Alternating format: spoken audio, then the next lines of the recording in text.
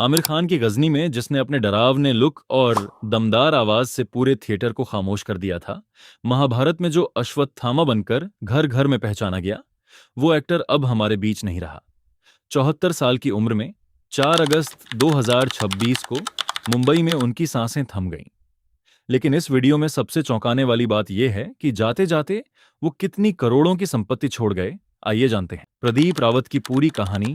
प्रदीप रावत का जन्म 21 जनवरी 1953 को मध्य प्रदेश के जबलपुर में हुआ था। उनके पिता इंडियन आर्मी में थे और प्रदीप भी बचपन से अपने पिता की तरह फौज में जाकर देश की सेवा करना चाहते थे। लेकिन किस्मत को कुछ और ही मंजूर था। एक्टिंग की दुनिया में आने से पहले उन्होंने बैंक में नौकरी भी की, लेकिन दिल में कहीं ना कहीं एक कलाकार छिपा हुआ था जो एक दिन बाहर आना ही था। प्रदीप रावत को असली पहचान मिली टीवी सीरियल महाभारत से, जिसमें उन्होंने अश्वत्थामा का किरदार निभाया। ये किरदार आज भी दर्शकों के जहन में जिंदा है। इसके बाद उन्होंने बॉलीवुड में कदम रखा और लगातार 4 दशकों तक फिल्म इंडस्ट्री में सक्रिय रहे। लगान जैसी ऐतिहासिक फिल्म में उनके काम को खूब सराहा गया, जहां उन्होंने यशपाल शर्मा जैसे कलाकारों के साथ स्क्रीन शेयर की।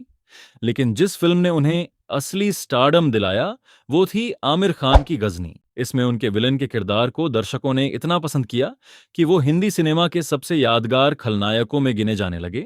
अपने 4 दशक से भी लंबे करियर में प्रदीप रावत ने 150 से ज्यादा फिल्मों और टीवी शो में काम किया। सिर्फ हिंदी में ही नहीं, बल्कि दक्षिण भारतीय फिल्म इंडस्ट्री में भी उन्होंने अपनी छाप छोड़ी। 2014 में उन्हें एक पैरालिटिक स्ट्रोक भी आया था, लेकिन उन्होंने उससे उबरकर फिर से काम करना जारी रखा।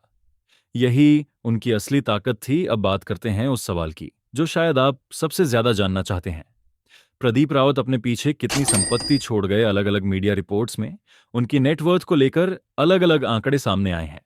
कुछ रिपोर्ट्स के मुताबिक उनकी कुल संपत्ति करीब 48 करोड़ रुपए के आसपास आंकी गई, जबकि कुछ अन्य रिपोर्ट्स में यह आंकड़ा 20 से 41 करोड़ रुपए के बीच बताया गया है।